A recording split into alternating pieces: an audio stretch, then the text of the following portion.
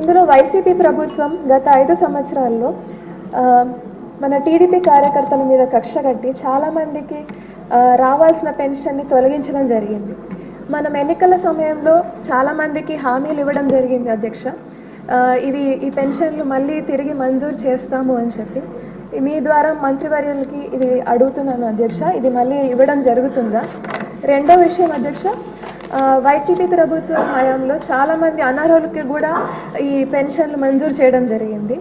ఇది కూడా ఒకసారి రీవెరిఫై చేసి అర్హులకి మాత్రమే అందేలా చూసుకోవాలని ఒకటి కోరుతున్నాను అధ్యక్ష. మూడో విషయం అధ్యక్ష, ఈ 50 ఏళ్ళకే ఎస్సీ ఎస్టీ బీసీలకి పెన్షన్లు ఇస్తామని చెప్పి మన ప్రభుత్వ మేనిఫెస్టోలో మనం చెప్పడం జరిగింది అధ్యక్ష.